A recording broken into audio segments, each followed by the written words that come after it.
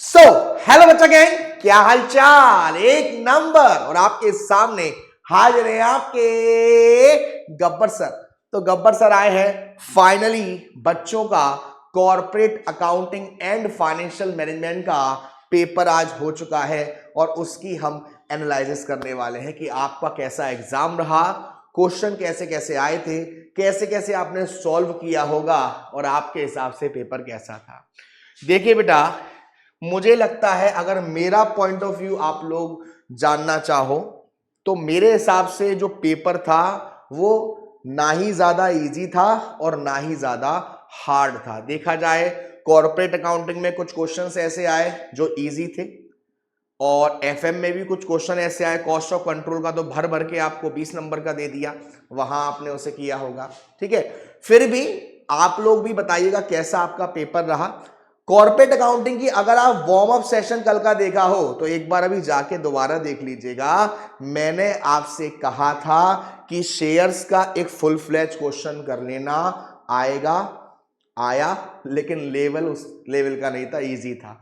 Under writer का एक question कर लेना, आएगा, आया। कंसोलिडेशन का एक क्वेश्चन कर लेना, अच्छे से आएगा, आया। मैंने कहा था सिंकिंग फंड वाला जो टॉपिक है उसमें से क्वेश्चन कर लेना, डिबेंचर्स में से आएगा। मैंने बोला था ई शॉप का एक क्वेश्चन आ सकता है, आया। मैंने बोला था आपसे कि जो आपका रिडीमेबल प्रेफरेंस शेयर्स है उसके क्वेश्चन कर लेना, आए। कैश फ्लो आया। यानी कि लगभग लगभग 25 से 30 नंबर का तो ऐसा पेपर आया था जो मुझे नहीं लगता कि आप लोग गलत करके आए होंगे। क्यों रे नालायक हो। और फाइनली देखो, अब जो हो चुका है वो हो चुका है, अब हमें बढ़ना है आगे। अब बस आपको रिजल्ट का वेट करना है। बेहतरीन रिजल्ट आने वाला है, आप लोगों ने बहुत ज्यादा मेहनत करी। चलिए चलिए, ये आपका क्वेश्चन नंबर 1 था और इस क्वेश्चन को देखकर बच्चों में एक कंफ्यूजन आ गई कि इस क्वेश्चन में है क्या, इस क्वेश्चन में करना क्या है, बात क्या हो रही है। पूरा बड़ा सा पैराग्राफ दे दिया और बच्चे कह रहे हैं इसमें करना क्या था, किस चैप्टर में से आ गया, क्या चीज है ये। देखिए, जब भी ऐसे क्वेश्चन पेपर में आते हैं हम सीधे पहुंचते हैं लास्ट में और लास्ट में पहुंच के देखते हैं कि क्या पूछ रहा है, क्या मसला है। जबकि मैं बताऊं, यहां पर एक बिजनेस की बात हो रही थी, वो अपने बिजनेस को एक्सपेंड करना चाहता है। एक्सपेंड करने के लिए जो राय दी गई है वो ये दी गई है कि आप अपने बिजनेस में और कैपिटल बढ़ाइए। कितने की? 5 लाख की, जो कि 80% आपने कर्जा लेके करी हो और बाकी का 10% आपने न्यू इक्विटी से किया हो। ठीक है, तो अगर 5 लाख का 80% मैं कर दूंगा यानी कि लगभग लगभग 4 लाख तो हो गया, तो बचा कितना? 1 लाख। तो 1 लाख का यहां पर आपका इक्विटी हो गया। जो आपसे यहां पर पूछा था न्यू इक्विटी अमाउंट, तो वो आपका 1 लाख आपने कैलकुलेट किया होगा। उसके बाद आपसे डायरेक्ट पूछा था कि भाई साहब कैलकुलेट करिए inventory turnover ratio, average collection period, calculate करो return on equity DuPont analysis से, जहां पर आप इंडस्ट्री एवरेज के हिसाब से करते हैं। प्रिपेयर करो प्रॉफिट एंड लॉस अकाउंट 23-24 और what will be the owners capital. Owners capital क्या है? पहली कैपिटल कितनी थी, नई कैपिटल कितनी है, दोनों को जोड़ दो। प्रॉफिट एंड लॉस में आपको सिर्फ एक्सपेंस इनकम के हिसाब से ट्रीटमेंट करना था। यहां पर आपको फॉर्मूला लगाना था जो डायरेक्ट दे रखा था, बट ये 5 मार्क्स ईच का था। आपने अगर अटेम्प्ट भी किया है, आपने फॉर्मूले को ठीक लगाया है, आपको अच्छे मार्क्स मिल जाएंगे, टेंशन लेने की कोई जरूरत नहीं है।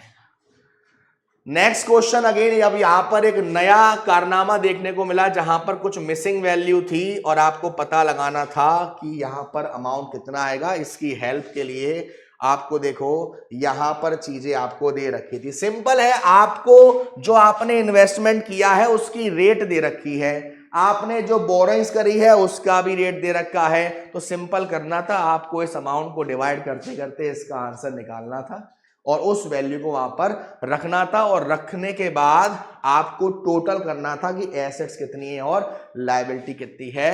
उसके साथ साथ इन्वेंटरी टर्नओवर रेशियो आपको दिया हुआ है, कॉस्ट ऑफ गुड्स सोल्ड आपको दिया हुआ है, ओपनिंग एंड क्लोजिंग इन्वेंट्री के फिगर है वो सेम है। यानी कि इन्वेंटरी टर्नओवर रेशियो का फॉर्मूला क्या था बेटा? Cost of goods sold upon average inventory.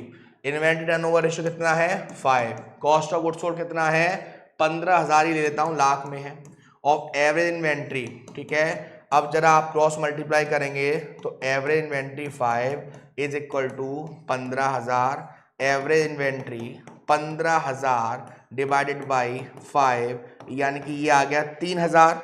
अब एवरेज इन्वेंट्री को ओपन कर दोगे, ओपनिंग प्लस क्लोजिंग अपॉन 2, तो 2 यहां पर इसे मल्टीप्लाई कर देगा 6,000, तो ओपनिंग भी इतना और क्लोजिंग भी इतना, और जो आपको ये अमाउंट दे रखा है वहां पर हम क्या शो करेंगे, क्लोजिंग शो करेंगे। इस तरीके से आपको ये क्वेश्चन करना था। नेक्स्ट इसी का बी पार्ट था जहां पर आपको कैलकुलेट करना था नेट प्रॉफिट मार्जिन, जिसके लिए आपको नेट प्रॉफिट निकालना बहुत जरूरी था, ठीक है। सब दे रखा है आपको, सेल्स दे रखी है, कॉस्ट दे रखी है, एक्सपेंसेस दे रखे हैं, सबको माइनस करने के बाद जो बचा वो प्रॉफिट था, उसको डिवाइड करना था सेल्स से इनटू 100। ये मैंने कहा था, वैसे तो बेसिक क्वेश्चन था, इसमें कुछ नहीं है, आपसे बस 1 अप्रैल 2018 को 10,000 option were granted at 40 each when market price was 1,000। Difference कितने का है 600 का। आपने 3 साल के लिए दिया है तो पहले आपको 10,000 इंटू 600 डिवाइडेड बाई 3 जो आता था वो आप ट्रांसफर कर रहे थे एम्प्लॉइज के आउटस्टैंडिंग अमाउंट में और प्रॉफिट एंड लॉस से ट्रांसफर करते जा रहे थे। फिर यहां पर आपने 2,000 अनवेस्टेड हो गए, तो अब यहां पर पता लगाओगे कि वापस से 2,000 यानी 10,000 में से 2,000 माइनस करने के बाद जो 8,000 बचा उसके हिसाब से उसे ठीक करना था। फिर बैंक वाली एंट्री जो आपने उसने शेयर दिए, ठीक है, उसने एक्सरसाइज किया, 400 ईच के हिसाब से है, मार्केट में 1,000 का चल रहा है, फेस वैल्यू कितने की है 10 की है, यानी डिफरेंस का प्रीमियम के हिसाब से हमें सॉल्व करना था। बेसिक क्वेश्चन 5 मार्क्स का था। उसके बाद ये क्वेश्चन मैंने बहुत बार कराया था, बोला भी था कि भाई साहब इसको अच्छे से करके जाना। देखिए कैसे किया होगा, आपको 1,00,000 शेयर्स अंडर राइटर्स दे रखे हैं, ए को इतना, बी को इतना, सी को इतना, ठीक है। फर्म अंडर रिटेन का मतलब है कि इन लोगों ने गारंटी ली थी कि इतना तो भाई साहब हम करेंगे ही करेंगे, और मार्क्ड एप्लीकेशन आई है 10,000, 20,000 और 5,000। ये कुछ क्वेश्चन ऐसे हैं जो मैंने पूरे प्रॉपर सॉल्व किए हैं ताकि आपको दिक्कत नहीं रहे। मैं एक बार दिखा देता हूं, कुछ कुछ ऐसे क्वेश्चन हैं जो मैंने सॉल्यूशन ही डाल दिया है ताकि आपको कैसी भी दिक्कत ना आए। कहां गया भाई, अरे कितने चली है गोप, ये देखिए ये आपके सामने पूरा सॉल्यूशन कर रखा है। अगर दिक्कत आती है, सबसे पहले हमने ग्रॉस लायबिलिटी निकाली, कितनी थी 1,00,000 थी, 60,000 इनके, 25,000 इनके, 15,000 इनके। उसके बाद हमें क्वेश्चन में मार्क्ड एप्लीकेशन दे रखा था तो माइनस किया मार्क्ड एप्लीकेशन। क्वेश्चन में अगर आप देखोगे तो कह रहा है 50,000 की टोटल एप्लीकेशन आई है, जिसमें से 35,000 क्या थे मार्क्ड थे, तो बचे हुए क्या हो जाएंगे बेटा हमारे अनमार्क्ड हो जाएंगे। देखिए 10,000, 20,000 और 5,000 यानी कि 35,000 टोटल कितनी है मार्क्ड है। एप्लीकेशन कितनी आई है 50,000 की, यानी कि 15,000। सबसे पहले आपको, अच्छा मैं करके समझा देता हूं, थोड़ी सी दिक्कत आ रही होगी अगर। सबसे पहले ग्रॉस लायबिलिटी आप निकालते हैं, ग्रॉस लायबिलिटी। ग्रॉस लायबिलिटी में आपको देखना था कितने अंडर राइटर्स हैं, 3 अंडर राइटर हैं, ए बी सी और आपका टोटल। ग्रॉस लायबिलिटी कितनी थी 60,000, 25,000, 15,000, 60,000, 25,000 और 15,000, टोटल कितना हो गया ये 1,00,000। उसके बाद अब इसमें से मार्क्ड एप्लीकेशन लेस किया होगा आपने और अनमार्क्ड एप्लीकेशन लेस किया होगा, तो less marked application, less marked application कितना था अगर देखोगे तो 10,000, 20,000 और 5,000। तो 10,000, 20,000 और 5,000, तो टोटल आ गया ये 35,000 माइनस ये आपका। अब देखेंगे इसके बाद अगर आगे बढ़ेंगे, अब हमसे क्या कह रहा है, कहां जा रहे हो भाई, अब आपसे कह रहा है कि जो आपका ये कितना बचा 60,000 में से 10 50,000, 5,000, 5,000 और ये 10,000। आपसे क्वेश्चन में कह रहा है कि एप्लीकेशन आई है 50,000 की, जिसमें से 35,000 मार्क्ड है, तो बचे कितने बेटा? 15,000। तो 15,000 अनमार्क्ड हो गए, बाकी के ये जो फर्म अंडर रिटन है वो भी जोड़ दो, यानी कि 8 और 3 11 और 10 21,000। तो 21,000 और 15,000 36,000 अगेन हम इसमें से माइनस करेंगे। उसके बाद जो निकल के आएगा उसमें इंडिविजुअली सबकी फर्म अंडर रिटन ऐड करेंगे। अगर किसी का माइनस में आ रहा है तो बाकी के जो पार्टनर्स हैं, जो अंडर राइटर्स हैं, वो अपने अपने रेशियो में उसको सॉल्व आउट करेंगे। ठीक है बेटा? हाँ जी। उसके बाद ये आपका कंसोलिडेशन का एक क्वेश्चन था, लेकिन इसका जो लेवल था आपके लेवल से बहुत ज्यादा इजी था। लेवल सबके निकलेंगे उनके ही जो खड़ा रहेगा। आपको सिर्फ और सिर्फ 1-2 ही एडजस्टमेंट थी इसमें। देखिए, रिजर्व दे रखे थे 6 लाख के और बोनस दिया है 1 शेयर फॉर एवरी 5 शेयर। आपसे पूछा था कि इशू ऑफ बोनस शेयर से पहले और इशू ऑफ बोनस शेयर के बाद यहां पर क्या क्या चेंजेस आएंगे। तो देखिए, सबसे पहले हम क्या निकालते हैं? सबसे पहले हम निकालते हैं कंट्रोल रेशियो। कंट्रोल रेशियो के लिए देखो, आपने क्वेश्चन में क्या कह रहा है, आपने कितने शेयर्स लिए हैं? 1,60,000। टोटल शेयर कितने थे उनके? 10 ईच, यानी कि 2 लाख इंटू 100। तो इसे अगर आप सॉल्व करोगे तो 80% आएगा। कितना परसेंट आएगा? 80%। तो बाकी का क्या हो गया? माइनॉरिटी हो गया। अब आपको निकालना था क्या? Cost of control. तो कॉस्ट ऑफ कंट्रोल का फॉर्मूला क्या होता है? कॉस्ट ऑफ कंट्रोल का फॉर्मूला होता है कॉस्ट ऑफ इन्वेस्टमेंट। कितना है आपका? 28 lakh minus face value of share. हमने कितने शेयर लिए हैं? 1,60,000 के इंटू 10, यानी कि 16 लाख। कितना बचा? 12 लाख। उसके बाद आपसे कह रहा है कि रिजर्व थे 6 लाख के और हमने कितना कंट्रोल किया है? 80%। तो 6 लाख का 80% यानी 4,80,000।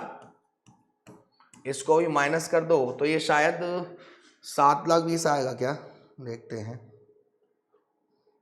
ये आपका 12 लाख माइनस 4,80,000, ये 7,20,000 आ गया। ठीक है, ये तो आ गया आपका गुडविल, क्योंकि प्लस में आ रहा है। ये आपका आ गया गुडविल। लेकिन ये कब आया बेटा? ये जब आया जब बोनस शेयर हमने इशू नहीं करे, बिफोर। आफ्टर में क्या करेंगे? देखिए, 20 लाख का 80% इंटू 1/5। तो 20 लाख का 80% इंटू 1/5। तो हम इसमें से 3,20,000 और माइनस कर देंगे तो 4 लाख आएगा after issue of bonus share. यही आपसे पूछा था।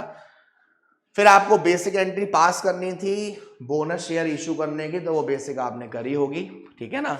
कुछ कुछ क्वेश्चन ऐसे थे जिन्हें देख के आपका दिल गार्डन गार्डन हो गया होगा भाई साहब, दिल गार्डन गार्डन हो गया होगा, मजा आ गया होगा। उनमें से एक ये है भाई साहब, कैश फ्लो स्टेटमेंट का क्वेश्चन है आपका। और देखिए तो जरा, एडजस्टमेंट के नाम पर एडजस्टमेंट है ही नहीं, बस डिवेंचर जो इशूड हुए हैं वो 1 अक्टूबर के हिसाब से हुए, यानी कि यहां पर जो डिविडेंड की बात होगी, जो हम इंटरेस्ट देंगे, वो क्या होगा? 6 मंथ का होगा बस। बाकी सारी आपको देखो डेब्ट दे रखे थे तीनों पर, तो 3 एसेट्स के अलग अलग अकाउंट बनेंगे, उसकी परचेज वैल्यू आई होगी और परचेज वैल्यू के साथ साथ आपने उसको कहां डाला होगा? इन्वेस्टिंग में, माइनस के हिसाब से। बैंक से हम उसकी वैल्यू को चेक करते हैं। देन ये देखो, क्वेश्चन आपसे कहा था बेटा मैंने, ये क्वेश्चन करना है। Redeemable preference shares rainbow limited ने इशू करे हैं 10,000 12% रिडीमेबल प्रेफरेंस शेयर, जिसकी फेस वैल्यू है 1,000। कुछ ज्यादा ही भयंकर अमाउंट हो गया। 10,000 इंटू 1,000, तो ये हो गया आपका 1 2 3 4 5 6 7। ठीक है, अब आपसे कह रहा है the share are to be redeem 20% के प्रीमियम पर रिडीम करने। तो पहले तो आपके पास प्रेफरेंस शेयर आएंगे, एंट्री क्या होगी, रिडीमेबल प्रेफरेंस शेयर से कितने परसेंट है, 12%, redeemable preference account debit, premium on redemption of preference account debit to preference share holders. फिर आपसे कह रहा है द रिडेम्पशन जो प्रोसीड करे हैं वो आपने इक्विटी शेयर इशू करे हैं, कितने करे हैं, 50,000 शेयर, फेस वैल्यू 10 है, 240 पर। ओ हो, यानी कि 230 का तो सिक्योरिटी प्रीमियम है, 230 का तो सिक्योरिटी प्रीमियम है, यानी कि हमारे पास एक्चुअल पैसा 50 है इंटू 10, 5 लाख आएगा। बाकी सारा पैसा हम फ्री रिजर्व से लेंगे, और फ्री रिजर्व से जब पैसा लेते हैं तो बेटा हम उसको कहां डालते हैं, CRR में। तो वो यहां पर आपको कंप्लीट करना था। देन उसके बाद इस क्वेश्चन के लिए मैंने आपसे स्पेशली बोला था, ये क्वेश्चन मैंने कल भी बोला था, अगर आपको यकीन ना हो, वैसे तो आप नालायक हो, यकीन नहीं करते हो, मैंने आपसे बोला था ICSI का जो चेंजेस आए थे, अमेंडमेंट आए थे, जो सप्लीमेंट दिया था जून वाले बच्चों के लिए, आप एक बार मेरे कहने से वहां जाइएगा और उस सप्लीमेंट को डाउनलोड कीजिएगा। डिबेंचर वाले चैप्टर में चेंजेस थे, है ना, और उसका जो फर्स्ट क्वेश्चन है प्रैक्टिस के लिए सेम टू सेम यही क्वेश्चन है, सिर्फ फिगर में चेंजेस है, सेम टू सेम क्वेश्चन है, और कोई भी चेंज आपको वहां देखने को नहीं मिलेगा, सिर्फ फिगर में चेंजेस हैं। देखिए 10% के मॉर्गेज डिबेंचर हैं, कितने के, उसके बाद आपका DRR बना रखा है, आपका इन्वेस्टमेंट है जिस पर 7% की ब्याज मिल रही है, और बैंक बैलेंस भी दे रखा है। इसके आगे की कहानी है कि जो इंटरेस्ट है डिबेंचर पर वो हमने 31 मार्च तक पेड कर दी, यानी 30 जून को हमने रीपेड करे हैं। तो बीच के गैप की डिबेंचर इंटरेस्ट, बीच के गैप की इन्वेस्टमेंट पर इंटरेस्ट, और आपसे कह रहा है इन्वेस्टमेंट हमने रिलाइज कर दिए पार पर। एक चीज का ध्यान रखिएगा, इसमें चेंज ये करना है कि जो डिवेंचर पे इंटरेस्ट है वो पहले हम सिंकिंग फंड में ट्रांसफर करते थे, वो अब आपको प्रॉफिट एंड लॉस में ट्रांसफर करनी है।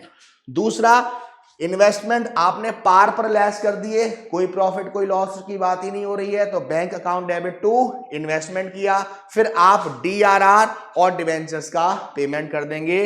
इस क्वेश्चन को बिल्कुल एक्यूरेट 5 मार्क्स मिलेंगे आपको बेटा, आप मुझे मालूम है सही किया है आपने। और फिर भी एक बार जैसे मैंने बताया है, ICSI का सप्लीमेंट डालिएगा गूगल पर और आपको एक PDF मिलेगी।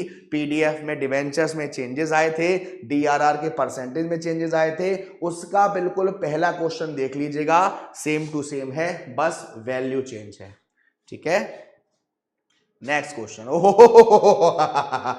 शेयर का इतना खतरनाक क्वेश्चन दे दिया कि बच्चे जो कहेंगे अरे सर ये तो बहुत खतरनाक है। भाई साहब इतना इजी एक्सपेक्ट नहीं करा था, बट कह सकते हैं ना कि आपकी जब किस्मत है पहलवान, नहीं किस्मत मेहरबान, तो बच्चे पहलवान। तो यहां पर आपसे कह रहा है कि भाई इन्होंने 60,000 शेयर्स निकाले थे, 10 ईच के हिसाब से, 2 का प्रीमियम था, एप्लीकेशन 2 का है, अलॉटमेंट है 5 का जिसमें प्रीमियम शामिल थी, फर्स्ट कॉल आपका 2 का है, और फाइनल कॉल भी आपका 3 का है। एप्लीकेशन रिसीव हुई है हमें 1 लाख की, यानी कि 40,000 शेयर ज्यादा। क्वेश्चन में कह रहा है shares were allotted on pro rata basis, यानी कि यहां पर रिटर्न नहीं करे। पहली एंट्री आपने करी होगी bank account debit to share application, इस अमाउंट से 2 का मल्टीप्लाई यानी कि 2 लाख। दूसरी आपने एंट्री करी होगी share application account debit to share capital to share allotment. ठीक है, शेयर अलॉटमेंट कितना अमाउंट डाला होगा, 40,000 इंटू 2। ठीक है ना।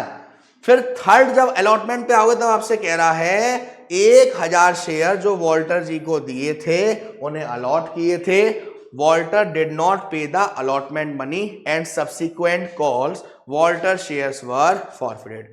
हमने 1,000 शेयर अलॉट किए थे, यानी कि इस केस में आपको यह भी निकालना पड़ेगा कि उन्होंने अप्लाइड कितने करे थे। तो कैसे निकालेंगे, सिंपल फॉर्मूला है, अलॉटेड ज्यादा था या अप्लाइड ज्यादा था। सर अप्लाइड ज्यादा है तो ज्यादा वाली वैल्यू ऊपर, कम वाली वैल्यू नीचे, ज्यादा वाली वैल्यू ऊपर, कम वाली वैल्यू नीचे, इनटू कितने शेयर्स हैं 1000, 1 2 3, 1 2 3, 2 से काट दो, 2 3 6, 0, 2 5 10, 0 0 0 0, फिर अगेन 0 काट दो। ये कुछ पॉइंट में आएगा, एक बार देख लेते हैं हम लोग। 5000 डिवाइडेड बाई 3, तो ये 16666 कुछ आएगा। यहां से थोड़ी सी दिक्कत हो गई, यानी कि 666 शेयर्स का पैसा उसने पहले ही दे दिया एप्लीकेशन पर और 1000 का पैसा नहीं दिया अलॉटमेंट पर। तो उसके हिसाब से आप डिफरेंस से कैलकुलेट कर लेंगे।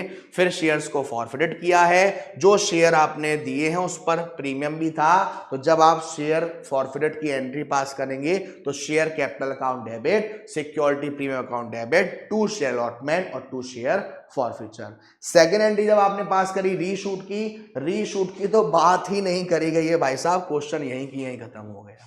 यानी कि सिंपल आपको एप्लीकेशन की एंट्री पास करनी थी, अलॉटमेंट की एंट्री पास करनी थी, फर्स्ट कॉल, फाइनल कॉल और शेयर फॉरफिचर। रीशूट तक भी नहीं पहुंचे वो लोग। देखिए कितनी दया करते हैं आप पर। ये और करके ऑप्शन था जो कि थ्योरी वाले क्वेश्चन से, जिसमें आपको स्मॉल और मीडियम कंपनी के बारे में बताना था, अकाउंटिंग स्टैंडर्ड की एप्लीकेबिलिटी बतानी थी, लीवरेज क्या होता है, ट्रेडिंग ऑन इक्विटी क्या होता है, और आपको रिकॉर्ड्स के बारे में बताना था, कंपनी कैसे करती है, क्या इलेक्ट्रॉनिक फॉर्म में कर सकती है या नहीं कर सकती है। तो होपफुली मुझे लगता है बहुत सारे बच्चों ने जो अटेम्प्ट किया होगा वो किया होगा ज़्यादा से ज़्यादा न्यूमेरिकल, क्योंकि थ्योरी में पहली बात तो हम इतना श्योर नहीं होते हैं। न्यूमेरिकल में तब भी स्टेप मार्किंग हमें मिल जाती है, लेकिन थ्योरी में इतना हमारा नहीं हो पाता है। ये आपका एफएम का पार्ट है, जिसमें से 5th वाला क्वेश्चन तो पूरा का पूरा कॉस्ट ऑफ कंट्रोल से उठा लिया है। वहां पे आपको हर चीज दे रखी है, सिंपल आपको फॉर्मूले में वैल्यू को पुट करना था। क्वेश्चन को देख के आई नो आप डर गए होंगे। आपको कैपिटल स्ट्रक्चर पूरा दे रखा है, जब फर्स्ट इशू करा डिबेंचर्स इतने के, सेकंड टाइम इशू करा डिबेंचर इतने के, क्यूमुलेटिव प्रेफरेंस शेयर्स इतने के थे, इक्विटी शेयर, हमारी रिटेन अर्निंग, सारी वैल्यू आपको दे रखी थी। देन आपको 1 बाय 1 इनका ट्रीटमेंट करना था, और शायद इसमें एमएम अप्रोच की भी बात हो रही थी। ठीक है, उसके बाद ये क्वेश्चन है यहां पर 6A, 6B और 6C, ये क्वेश्चन बच्चों ने सॉल्व किया होगा। ठीक है, आप लोगों को इस क्वेश्चन में क्या क्या निकालना था बेटा, देखिए ये क्वेश्चन है, इस वाले में आपको गॉर्डन्स फॉर्मूला और वॉल्टर्स फॉर्मूला से कैलकुलेट करनी थी मार्केट प्राइस, और इस वाले क्वेश्चन में आपको कैलकुलेट करना था reorder level, maximum level, minimum level और एवरेज इन्वेंट्री। तो ये मैंने पूरा सॉल्व किया है। यहां पर मैं आपको दिखाता हूं एक बार, ये रहा, ये आपका 6A है बेटा। जिन बच्चों ने सॉल्यूशन किया है, एक बार मैं हट जाता हूं, आप लोग स्क्रीनशॉट लेके पूरा चेक कर लेना कि आपका सही है या नहीं है। जो वैल्यू वहां दे रखी है उस वैल्यू को पुट किया है और आंसर निकाला है। 6A ये है। उसके बाद यहां पर B ये है, जहां पर हमने वॉल्टर अप्रोच के फॉर्मूले को लगाकर निकाला है, आंसर आया था 252.777। हट रहा हूं साइड से, स्क्रीनशॉट आप ले सकते हैं। ठीक है, ये सारा आपने सॉल्व किया होगा। ये आपका C वाला है, जिसमें आपको रीऑर्डर लेवल निकालना था, maximum usage into maximum reorder period. उसके बाद मिनिमम लेवल आपने निकाला होगा। उम्मीद है ये आंसर आपके गलत शायद नहीं आए होंगे। हाँ जी नालायक, तो फिर भी आप बता देना गलत आए हैं या नहीं आए हैं। वैसे तो उम्मीद नहीं है, तो प्यारे प्यारे बच्चे पढ़ने वाले हैं। ये आपका जो मैंने अभी आपको बताया था, जो अंडर राइटर्स वाला था, उसका भी सॉल्यूशन मैंने दिया है। मतलब बहुत से क्वेश्चन ऐसे थे जिनमें अगर दिक्कत आ रही है, और या मुझे लगता है आपको आई होगी, तो वहां पर मैंने आपको ये सॉल्व आउट कर दिया है। नेक्स्ट देखते हैं। हाँ जी, कहाँ गया। उसके बाद कुछ लास्ट में थ्योरी भी था, जहां पर आपसे पूछा था concept of negative working capital is a sign of strong bargaining power. आपको इस पर बताना था कि आप इस बात से सहमत हो या नहीं, और उसका एक एग्जांपल देना था। सिस्टमैटिक रिस्क क्या होता है, उसके टाइप्स के बारे में बताना था। प्राइस रेट क्या होती है, चेंजेस क्या होते हैं, इकोनॉमिक वैल्यू एडेड और मार्केट वैल्यू एडेड बतानी। यानी थ्योरी तो थोड़ी सी इजी थी। ठीक है, तो ये आपका पूरा पेपर है बेटा, जो आज आपका हुआ है। आप लोग मुझे बताइएगा कि कमेंट सेक्शन में एक बार जरूर बताइएगा कि आपका पेपर कैसा हुआ। आपके हिसाब से पेपर इजी था, हार्ड था, प्लस कॉर्पोरेट ज्यादा अच्छे से गया या एफएम ज्यादा अच्छे से गया, और अगर आपको कॉर्पोरेट या एफएम में से किसी भी का सॉल्यूशन में दिक्कत है कि सर इसका आंसर जानना है या इसमें ये पॉइंट है, तो कमेंट कर देना। आप जानते हैं आपके कमेंट की मैं बहुत परवाह करता हूं और खुद ही कमेंट कर दूंगा, बता दूंगा, सॉल्व आउट कर दूंगा। अब आपके पेपर हो चुके हैं। बेसिकली आपको अब ज्यादा स्ट्रेस नहीं लेना है। फिलहाल बस आपको सोचना है कि आगे की तैयारी कैसे करनी है, क्या होना है। बेसिकली आपके पास 1 से 1.5 महीने का टाइम रहेगा। इसमें अब आपको सोचना है कि भाई रिजल्ट तो आपके फेवर में ही आएगा, टेंशन नहीं लेनी, पॉजिटिव रहना है। इधर उधर उधर जाके जितनी ज्यादा देखोगे कि इसका आंसर क्या, उसका आंसर क्या, माइंड में थोड़ी सी नेगेटिविटी आएगी। इसीलिए मैंने पूरा सॉल्यूशन आपको दे दिया है ताकि दिक्कत ना आए। चलिए बेटा लोग, तो अपना ध्यान रखिएगा, खाना पीना खाते रहिएगा। Tata bye bye, see you. Gabbar sir, Gabbar army.